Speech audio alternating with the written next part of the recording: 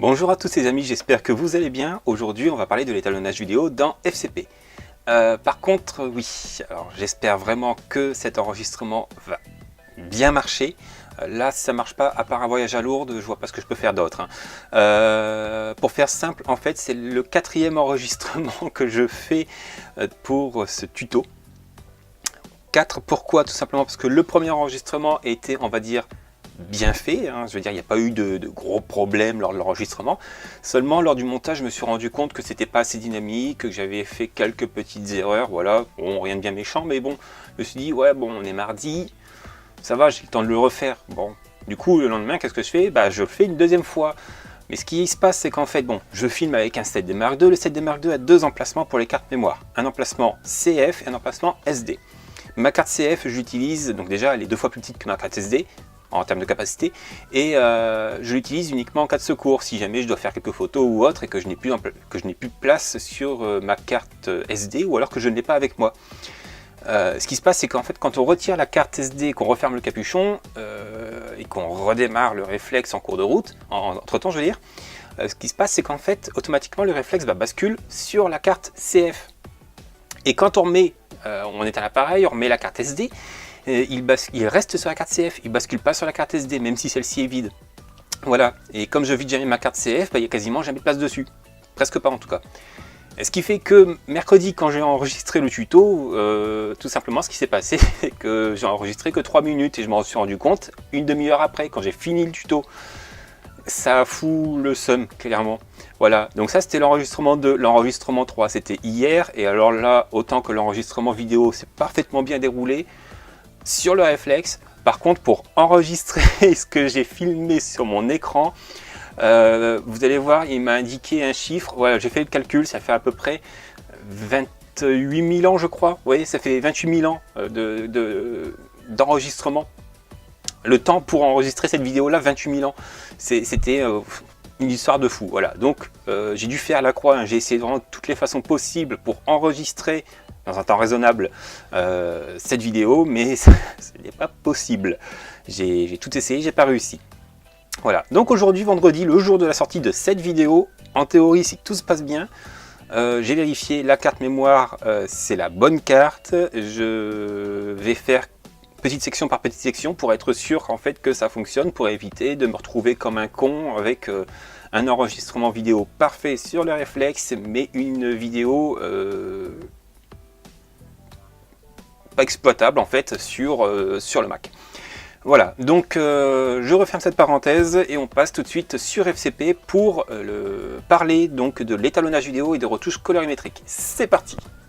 Nous voilà donc dans FCP avec une présentation donc pour du montage vidéo. Voilà, attends, hop, voilà. Donc la première chose que l'on peut faire, c'est tout simplement d'enregistrer cet espace de travail là, puisque on va le modifier et ça serait bien de pouvoir le retrouver très facilement. Donc en fait, pour l'enregistrer, c'est très simple, il faut aller dans Fenêtre, Espace de travail, enregistrer l'espace de travail sous, vous l'appelez par exemple Montage, vous cliquez sur Enregistrer, et en fait, lorsque vous souhaiterez repasser sur l'espace de travail Montage, vous cliquerez sur Fenêtre, Espace de travail, et vous cliquerez tout simplement sur Montage. Voilà, comme ça vous retrouverez votre interface. Bon, moi c'était déjà enregistré, c'est pour ça que ça m'a rajouté ça. Donc ça, je vais le dégager. Je dégage les effets. Hop, je reclique double ici sur l'inspecteur pour l'agrandir. Voilà. Parce qu'on aura besoin de juste la hauteur de l'inspecteur. Alors, pour faire notre espace de travail étalonnage, en fait, c'est assez simple. On va tout simplement dégager le navigateur. Donc tout simplement en cliquant ici. Et on va faire appel aux instruments vidéo. Les instruments vidéo, il y a deux possibilités, entre autres, pour les afficher. Soit la combinaison de touches commande et E accent grave sur votre clavier, ou alors tout en haut à droite du visualisateur dans présentation et instruments vidéo. Là, ça vous ouvre sur la partie gauche du visualisateur une petite fenêtre en fait, dans laquelle vous allez avoir les instruments vidéo. Donc là, par défaut, il me met ça. On peut bien entendu modifier l'agencement de ces instruments-là. Par exemple, pour prendre cet agencement-là, avec donc 3 outils, on va prendre donc l'oscilloscope en luminance, par exemple. l'oscilloscope en parade RVB et le vectorscope. Alors, donc, pour le présenter rapidement, le vectorscope, on s'en sert surtout lorsqu'on étalonne des plans où il y a des visages. Quelle que soit notre origine ethnique, en fait, la teinte du visage doit toujours se situer sur cette ligne-là. Voilà, donc entre les repères jaunes et les repères rouges. Par contre, il ne faut pas dépasser la marque des repères. En fait, on peut quasiment tracer une ligne virtuelle dans notre tête entre les marques, par exemple, ici, et si on dépasse, on va être trop saturé ou trop exposé, trop lumineux. Voilà, il faut toujours rester le plus possible dans cette ligne-là, et de toute façon, il faut toujours regarder quand même notre image lorsqu'on étalonne. Ces outils, ces instruments vidéo, en fait, nous servent juste à nous aider lors de l'étalonnage pour voir ce qu'il y a à faire exactement sur la vidéo. Voilà, si par exemple, lorsqu'on étalonne un visage, notre schéma, en fait, alors je vais partir, voilà, par exemple là-dessus, admettons qu'il y ait un visage, ou peut-être là, c'est lequel le grand? Ouais, c'est celui-là. Voilà. Admettons donc on a un visage et notre visage, il est comment dire, le schéma à l'intérieur, en fait, le schéma, la représentation graphique de notre forme d'onde, en fait, se dirige par exemple de ce côté-là vers le vert. On va avoir une teinte de peau qui va être verte, un petit peu comme si la personne était malade. Voilà, c'est pas terrible. Inversement, si on passe de l'autre côté, on va avoir vraiment des teintes de peau qui vont tourner sur le violet, ça va vraiment pas être terrible non plus, donc le mieux c'est toujours de rester de ce côté-là sur la ligne. Mais bon voilà, là on ne va pas faire de visage, on va avoir que des paysages, c'est vraiment pour les bases de l'étalonnage. Donc celui-ci, on ne va pas s'en occuper, je vais même le retirer, donc on va repasser en présentation double écran, voilà, et en haut je vais prendre l'oscilloscope soit en incrustation RVB, soit en luminance. Je le prends en luminance pour moi. Et en dessous, on aura donc la parade RVB avec nos trois canaux. Donc la parade RVB et la luminance, en fait, c'est quasiment la même chose, à un détail près. C'est que ici, on a tout le mélange de nos trois couches par luminance, donc sans distinction de couches. Et ici, on a la distinction justement, donc on a la même chose, mais la distinction des canaux rouge, vert et bleu. Voilà. Au passage, une température de couleur chaude, vous aurez davantage de rouge que de bleu, le vert se situant toujours entre les deux. Et si on a une température de couleur froide, c'est l'inverse, on va avoir moins de rouge que de bleu, avec toujours le vert au milieu, bien entendu. Voilà, donc ça, c'est dans les grandes lignes. Ensuite, par rapport donc à ces deux graphiques-là, en fait, on a donc une graduation. Voilà, admettons que ça soit des pourcentages, je ne crois pas que ce soit des pourcentages, mais bon. Admettons que ce soit des pourcentages, à 0% et en dessous de 0%, on va avoir des noirs. Au-delà de 100% ou à 100%, on va avoir du blanc, en fait. Voilà. Donc soit on bouge notre image en dessous de 0, soit on la brûle au-delà de 100%. Voilà. Donc il faut toujours rester lors de l'étalonnage entre 0 et 100% pour avoir une image qui utilise le maximum de la plage dynamique. Après, il faut savoir que bon, l'histogramme se lit comment? Parce que là, vu comme ça, tout de suite, ça a tendance à être un peu barbare. En fait, l'histogramme, c'est simple. L'histogramme, l'oscilloscope, excusez-moi, c'est très simple. Il nous affiche donc les pixels en fonction de leur luminance et par rapport à leur emplacement sur la largeur de notre écran. On s'en fout de la hauteur, c'est uniquement la largeur. Par exemple, là, quasiment dans le milieu, j'ai un rond qui est totalement blanc sur un fond noir. Le fond noir, lui, il est toujours en bas. Voilà. On ne le voit pas puisqu'il est vraiment écrasé sur le 0, tout est sur la même ligne. Là, donc, on a un cercle blanc qui est quasiment au milieu en termes de... Alors, attendez, hop, je vais juste... Voilà. Vous voyez bien que si jamais je déplace mon image vers le bas ou vers le haut, au final, ça ne change absolument rien sur l'oscilloscope de la luminance. Et sur la parade RVB, comme je vous l'ai dit, la parade RVB, c'est la même chose que la luminance, seulement on a décomposé nos trois canaux. Et donc là, donc on a un blanc, on a bien un blanc ici, et ici on a un gris et on l'a bien ici. On est quasiment à 50%. Et comme je vous l'ai dit, il prend par rapport, donc le graphique affiche par rapport, l'animation, par rapport à la largeur de notre image. Donc là, si je décale mon image en largeur, on voit bien que mes courbes, la représentation graphique sur l'oscilloscope se déplace bien vers la gauche. Et donc là, si je colle totalement, voilà, je colle parfaitement le rond blanc sur la gauche de mon image, et bien là on l'a mis à gauche. Ici on est quasiment au milieu et là on est quasiment au milieu aussi. Inversement, si jamais je le dirige de l'autre côté, voilà. Et donc en temps réel, lorsque vous allez lire la vidéo, bah, tout simplement ça va évoluer. Donc là par exemple, on voit bien que sur cette image là, ici on a pas mal d'ombres par rapport à la forêt, et bien on retrouve les ombres ici. Le clair, on est un peu plus clair là vraiment dans le milieu de l'image. Ici avec la ville, ici par l'absence de forêt, et on voit bien que ici on n'a pas de forêt, et là derrière on a la ville. Voilà, c'est exactement ça. Le ciel ici, il apparaît là. Voilà, donc entre 69 et 79%. Et après on a de nouveau des forêts, et donc on est un peu plus sombre. Voilà. Donc de droite à gauche, de gauche à droite plutôt. Donc on a vraiment notre représentation. D'ailleurs là on voit bien qu'on ne descend pas à 0, on est plutôt à 9-10% et on n'a pas de noir au final. Voilà. De même que le blanc, on n'est pas un blanc qui est cramé. D'ailleurs dans le visualisateur, dans FCP, dans l'onglet présentation, on peut demander à FCP d'afficher la luminance, donc des zébras pour la luminance. C'est-à-dire qu'il va afficher automatiquement des zébras lorsque notre image va être surexposé ou sous-exposé. Par exemple là, j'augmente la luminosité pour dépasser le 100%, et bien j'ai des zébras qui apparaissent. De même, lorsque je vais descendre mes tons sombres, ici je vais boucher mon image et on voit bien que toute cette zone là qui est bouchée, et bien ça correspond bien à cette zone là. Voilà. Donc ça c'est dans les grandes lignes. Donc là je vais juste supprimer ce pseudo-étalonnage que je viens de faire. Voilà. Et donc tout simplement, voilà, vous l'avez ici dans l'onglet présentation et luminance. Vous l'avez également pour la saturation. Par contre pour la saturation, c'est voilà, perso je m'en sers pas trop.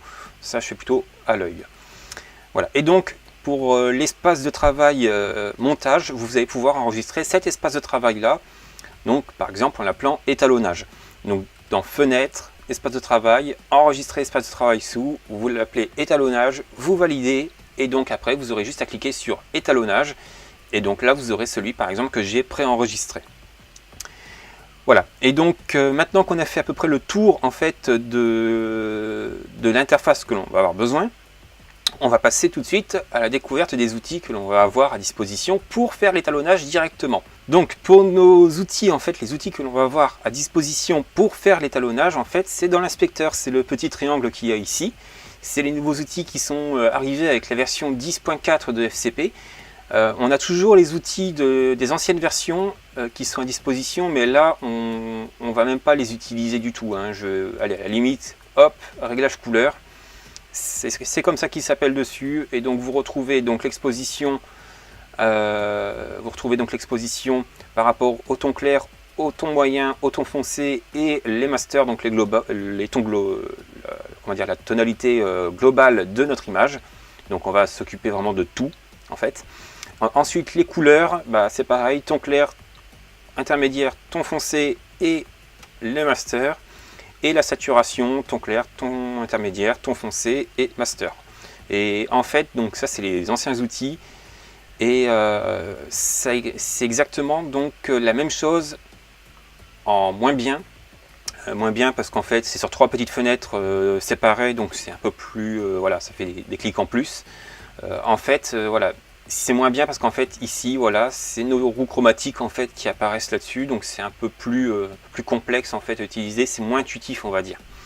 Voilà, donc ça c'est le réglage couleur et en fait c'est exactement la même chose que nos roues de couleur qui sont donc c'est le premier outil qui est apporté donc avec la nouvelle version 10.4 de FCP.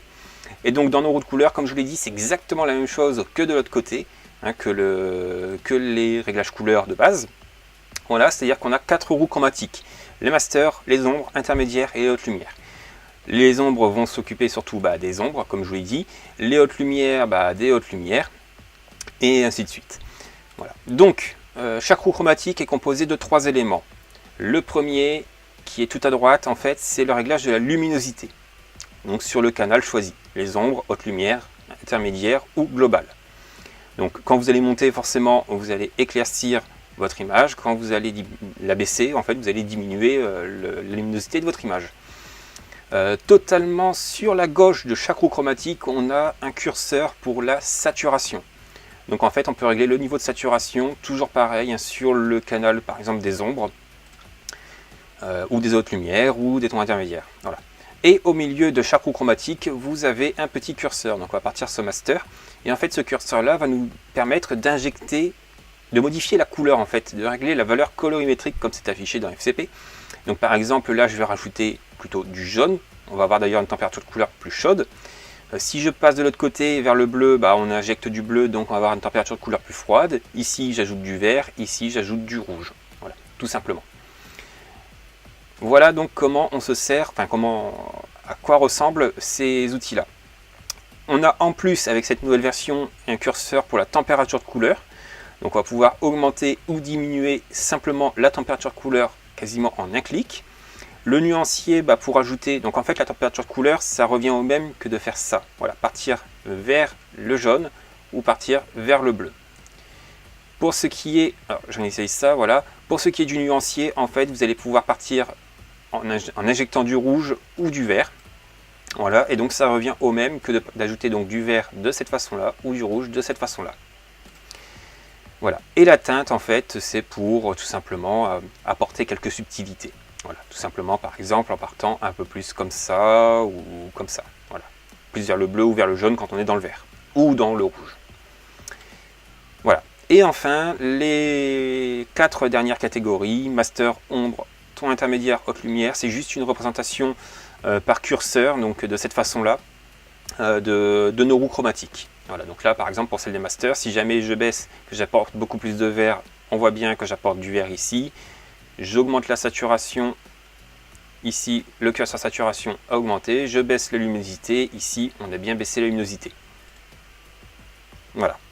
Donc au final, ces 4 catégories-là, on ne va pas s'en occuper. Le mixage, en fait, c'est juste pour augmenter, pour diminuer, pour régler l'intensité du réglage que l'on apporte. Mais ça, au final, je n'utilise même pas le mixage. Voilà, donc ça, c'est pour les roues de couleur. Ensuite, on a les courbes de couleur. Les courbes de couleur, en fait, c'est un peu comme dans Photoshop. Vous avez 4 courbes, la luminance et nos 3 canaux RVB. Alors, on va pouvoir, par exemple, avec ces courbes-là, tout simplement ajuster notre point noir ou alors perdre du noir, tout simplement, voilà, par exemple. On va pouvoir lui faire une courbe en S de cette façon-là, par exemple, on va retrouver facilement lors du travail du log. Donc, on assombrit les tons sombres, on augmente les tons clairs, ou alors, au contraire, on peut carrément... Donc là, hop, je vais juste le réinitialiser, par exemple. Voilà, ici, hop, là.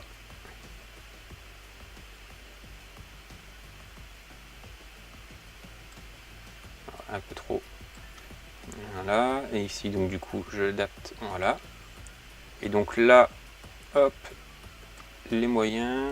Ici, j'assombris un peu les tons clairs, et là, j'éclaircis un peu les ombres.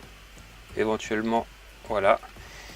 Voilà, là j'ai fait, pas un étalonnage, hein, mais j'ai amélioré la luminosité de l'image de la façon que je le vois par exemple, voilà, comme je le pensais le faire, voilà, simplement. Donc j'ai rétabli mon point noir là où il doit être, le point blanc là où il doit être, j'ai corrigé les tons intermédiaires et j'ai augmenté par exemple la luminosité de mes tons sombres et j'ai diminué la luminosité de mes tons clairs.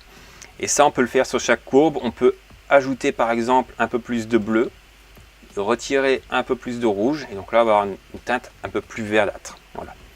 Donc ça, ce sont donc nos courbes. Et toujours, on a toujours le mixage. Enfin, le dernier outil, c'est les courbes de teinte saturation. Alors je vais juste prendre mon petit aide-mémoire parce que là, clairement, il y a quand même pas mal d'informations. Voilà. Mon petit aide-mémoire. Alors, donc, pour nos courbes de teinte saturation, on a, comme vous le voyez, pas mal de graphiques. Pas mal de courbes qui ont un aspect différent, qui ont un nom différent. Et en fait, on va faire très rapidement le tour de toutes ces courbes-là. Donc, c'est une nouveauté dans FCP la 10.4. Donc, j'ai pas eu vraiment l'occasion de les utiliser à proprement parler. Je me suis exercé dessus, mais j'ai pas vraiment fait de production, on va dire, dessus. Voilà, donc pour l'instant, je tâtonne encore un peu dessus. Voilà, donc le premier, c'est teinte contre teinte. En fait, vous avez la possibilité de modifier une teinte par une autre teinte dans notre image. Donc, dans ce... Il me fait chier ce truc-là. Sur notre ligne, en fait, vous voyez, donc vous avez du rouge, enfin, vous avez le spectre, tout simplement, le spectre de couleur de votre image. Et par exemple, le bleu, tiens, le vert. Hop, on va faire un point ici, un point là, donc d'un simple clic. En maintenant la touche majuscule et en faisant un clic, vous allez pouvoir rester sur le même, voilà, la même hauteur. Et donc vous allez pouvoir diminuer par exemple, ou enfin vous allez pouvoir modifier tout simplement la teinte de cette plage de couleur là. Plage de couleur que vous pouvez par la suite, bien entendu, adapter pour qu'elle couvre plus ou moins du spectre de couleur. Vous avez également la petite pipette qui vous permet en fait de sélectionner par exemple le bleu. Vous maintenez le clic et vous pouvez glisser pour sélectionner un peu plus d'amplitude donc pour adapter en fait que les points soient un peu plus éloignés et que ça prenne un peu plus de nuances. Voilà, et donc de la même façon, vous allez pouvoir donc augmenter pour changer de teinte ou le diminuer de la même façon ou changer la teinte. Voilà, tout simplement. Donc ça, c'est l'outil teinte contre teinte. Ensuite, on a teinte contre saturation. Bah là, tout simplement, on va modifier la saturation d'une teinte de notre image. Donc là, par exemple, on va prendre la pipette et on va augmenter la saturation, par exemple, du bleu qui est là. Donc j'ai fait juste un petit clic et vous voyez que voilà. Et donc en augmentant la saturation, bon, on ne le voit pas trop. Si je descends, par contre, là, à mon avis, on va passer carrément sur du gris. Voilà. Et donc là, notre ciel est devenu tout gris parce que je l'ai désaturé intégralement. En décalant un peu plus, on va pouvoir prendre un peu plus du spectre. Alors pas trop parce que sinon vous attaquez également le vert. Donc là, il faut vraiment doser. Et voilà, vous avez la possibilité de saturer ou de désaturer une couleur en particulier dans votre image. Ensuite, vous avez teinte contre luminance. Et bien là, tout simplement, vous allez sélectionner une teinte dans votre image. Donc là, toujours le ciel. Pourquoi le ciel? Tout simplement parce qu'il contraste bien avec le reste de mon image qui est principalement verte. Voilà, donc là, j'ai sélectionné une plage dans mon image. Et je vais par exemple pouvoir augmenter la luminosité ou la diminuer et uniquement dans cette teinte. Voilà, donc par contre, là, comme vous voyez, comme on est sur un fichier qui est compressé, eh ben, on a des petits artefacts qui apparaissent et ceux-là ils sont vraiment pas terribles, donc il faut vraiment faire attention attention dans vos réglages que ça soit pas trop fort. Voilà. Hop, ça, je vais le réinitialiser. Ensuite on a la luminance contre la saturation. Donc là, on va pouvoir saturer ou désaturer sur une plage de luminosité. Par exemple, ce vert-là, puisqu'il contraste quand même avec celui-là, en termes de luminosité, et on va pouvoir donc le désaturer. Et vous voyez bien que ce vert-là est désaturé. Que tout ce qui est sur cette plage de luminosité, excusez-moi, est désaturé. Voilà. Et donc là, comme on était sur une autre luminosité, on n'a pas touché du tout à cette partie-là de l'image. Au passage, voilà, un petit avant-après. Voilà, ça reste assez subtil quand même là sur ces réglages-là. Ensuite, on a saturation contre saturation. Donc saturation contre saturation, on va pouvoir saturer ou désaturer une plage de saturation qui est soit sursaturée. Donc là, dans ce cas-là, on va pouvoir sélectionner cette plage de saturation pour la désaturer. Ou alors, vous allez pouvoir choisir une plage qui est peu saturée pour la saturer davantage dans votre image. Voilà, donc là, je ne sais pas, je vais essayer d'aller voir dans mes roues de couleur. Je vais saturer mon image et je vais saturer vraiment les tons intermédiaires également. Voilà, je vais juste rétablir. Non, ça j'avais fait avec les courbes, je crois. Hop, je suis pas dessus. Voilà.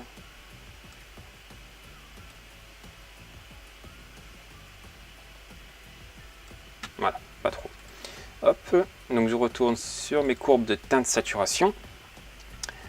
Hop, et donc la saturation, je vais pouvoir donc choper par exemple cette saturation là qui est vraiment pour moi un peu, non, celle-là carrément, qui est vraiment excessive, et je vais pouvoir donc la désaturer un peu plus. Donc là par contre vous voyez j'ai vraiment pris de manière, alors attendez, hop, ouais, 100% c'est moyen. Là comme vous voyez j'ai vraiment pris sur une toute petite plage dynamique, donc du coup hop, j'agrandis un petit peu de chaque côté et on voit bien que je couvre beaucoup plus. Donc là par contre oui, je suis allé dans l'extrême, hop, voilà comme ça. Et vous voyez bien que j'ai désaturé cette zone là qui était trop saturée. Voilà, donc ça c'est saturation contre saturation. J'ai juste repassé, hop, adapté. Et donc le dernier c'est orange contre saturation. Alors là, là où on était donc sur les saturations, on saturait une teinte en particulier de notre image, on saturait une luminosité particulière de notre image, ou on saturait ou désaturait une saturation de notre image. Et bien là tout simplement on va pouvoir décider de, de saturer ou de désaturer une couleur qui est dominante. Par exemple là je vais choper, hop, je repasse juste sur cette pipette là pour pas me tromper. Je vais sélectionner cette plage de couleur là. Donc là on est sur une couleur qu'ils appellent citron vert. Et donc on va pouvoir la désaturer par exemple, ou la saturer. Et là on n'affecte que le canal qui est concerné. Alors sachez également qu'il y a la possibilité en fait d'ajouter un masque. En fait vous pouvez décider de sélectionner qu'une certaine partie de votre image de manière un peu plus mécanique, en créant des masques de façon à travailler soit uniquement à l'intérieur, soit uniquement à l'extérieur. Et donc là vous voyez qu'il y a marqué courbe de teinte saturation 1. Si je clique de nouveau sur, alors je vais juste faire un réglage, on s'en fout duquel, voilà, je fais ça. C'est moche mais c'est pas grave, on s'en fout. Alors, si je rappuie sur courbe de teinte saturation en dessous, j'ajoute un étalonnage, et donc là on voit bien qu'on est revenu. Hop, ça peut être sympa ça. On voit bien qu'on est revenu sur un réglage qui est comment dire, qui est donc nouveau, tout neuf, aucune modification dessus. Et donc admettons je veux travailler uniquement dans cette petite partie de l'image, ben, j'ajoute un masque de forme par exemple.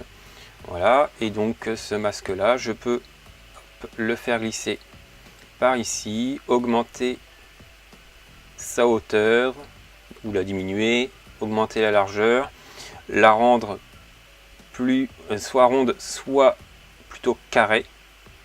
Voilà, je peux également augmenter ou diminuer la zone de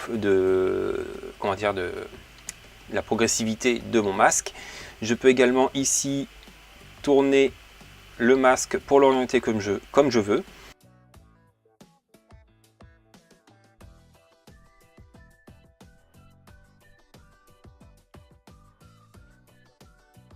Voilà, donc là on a fait un étalonnage qui est horrible, hein, on s'en fout, j'ai tout dégagé, tout ça, de toute façon, voilà. Donc là, hop, on sélectionne tout ça, on supprime. Pour revenir à l'origine, hop, ça c'est pareil, j'en ai plus besoin. Et donc là, on va faire un petit étalonnage. Donc là, dans nos plans, j'ai un plan, bon, celui-là, c'est carrément un plan qui fait tâche. C'est un plan qui fait tâche parce qu'en fait, là, il n'y a que... Enfin, c'est au printemps, voilà, c'est au mois de mai.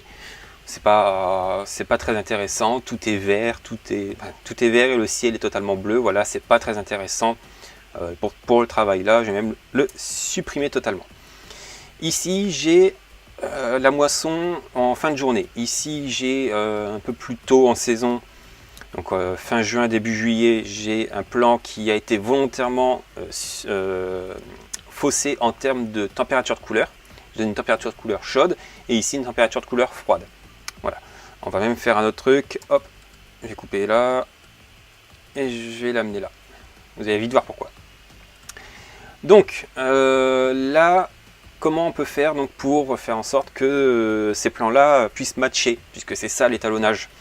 Bah, tout simplement, ici, je vais pouvoir par exemple diminuer la température de couleur, donc soit dans mes roues chromatiques, soit tout simplement ici. Voilà, donc là je la diminue, par exemple là. Voilà. Je vais également donc m'occuper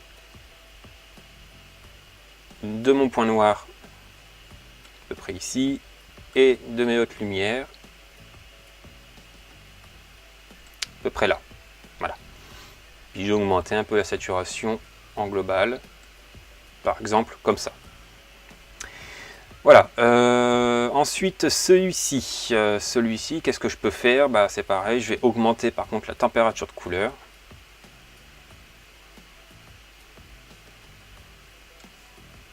Par contre, là, je crois que j'y suis allé. Ouais, j'y suis allé beaucoup. Hop.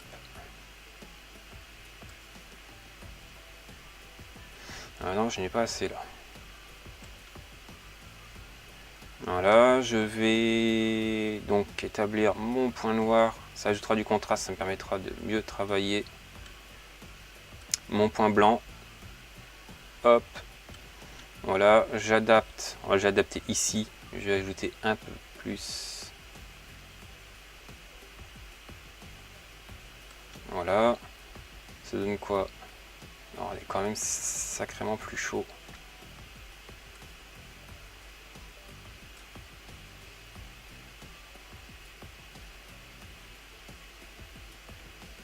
Donc là justement on a, alors ici on a peut-être un peu trop de vert.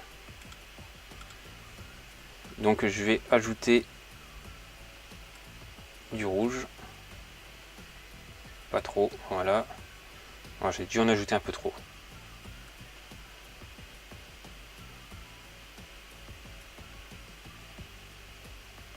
Hop, sur les intermédiaires, on va rajouter un peu de bleu. Voilà, et donc ici, c'est sur... Ouais, je crois qu'on est encore un peu froid là. Voilà. Ça donne quoi? Bah, ça match plutôt bien. Hein. Sur les tons foncés, peut-être on va rajouter un peu plus de chaleur. Voilà. Histoire de correspondre un peu plus. Voilà. Donc là, mes images, on va dire qu'elles matchent à peu près. Voilà. J'ai bien dit à peu près. On n'est pas, voilà, c'est pour faire rapide. Donc là, comment faire pour faire en sorte que ce plan-là, qui est le même que celui-là, en fait, enfin, qui est une partie de celui-ci, qu'il corresponde également. Deux possibilités. Soit on sélectionne le plan, commande C pour copier. Ensuite, on vient sur, alors je vais mettre ma tête de lecture là. On vient sur ce plan-là, édition, et donc coller les attributs. On va coller les attributs donc d'effet et donc de roue chromatique. Coller. Et donc là, automatiquement, mon plan s'est adapté de façon à ce que ça corresponde également. Ou alors, parce qu'il y a un ou alors. Et bien là, tout simplement, quand je suis ici, je peux cliquer sur enregistrer le pré-réglage d'effet. Et donc on va l'appeler tuto étalonnage. Voilà. Et on va le mettre dans couleur. Hop, enregistrer. Et donc là, en fait, si vous avez à l'utiliser ultérieurement, que ce soit pour le même projet ou pour un projet que vous allez faire par exemple dans 6 mois, que vous voulez réutiliser cet étalonnage-là, et bien vous pourrez donc l'importer tout simplement en allant le chercher ici. Donc hop, je sais plus comment ça s'appelle déjà. C'était dans couleur. Tac. Et forcément, je dois en avoir tout plein. Courbe de couleur, lutte, roue de couleur, teinte de saturation, tuto étalonnage. Hop, je le fais glisser. Et là, automatiquement, ça a adapté. C'est un peu comme une lutte en fait. Sauf que là, en fait, vous allez pouvoir continuer, enfin vous allez pouvoir modifier légèrement les réglages que vous avez fait pour l'adapter vraiment. S'il y a une petite différence de luminosité, vous pourrez facilement réadapter ça. Par exemple, si vous étiez sous-exposé, bah, au moins vous pourrez facilement le modifier. Voilà. Donc bah, écoutez, c'est à peu près tout hein, pour ça. Après, voilà, si vous voulez par exemple ajouter sur l'ensemble de tous vos plans à ce moment-là, par exemple une température de couleur qui soit totalement différente, un style qui soit différent, Donc là, je vais juste faire appel au calque de réglage. Hop. Donc les calques de réglage, j'en ai parlé dans l'épisode juste avant, je crois. J'ai fait un épisode dessus pour vous montrer comment on pouvait le créer. Voilà, donc ça, je dégage ça. Et donc là, tout simplement, je vais faire une ambiance un peu plus... hop, ici.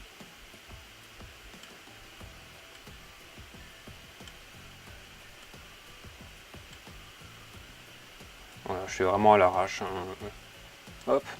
Voilà, admettons, je veux ce style-là qui est absolument moche, mais on s'en fout. Et bien là, je l'ai adapté donc à ce plan-là, mais je l'ai adapté à tous les plans qui se trouvent en dessous du calque de réglage. D'ailleurs, si je décale un peu le calque de réglage comme ça, et bien ici, on n'a pas le calque et donc notre image est normale.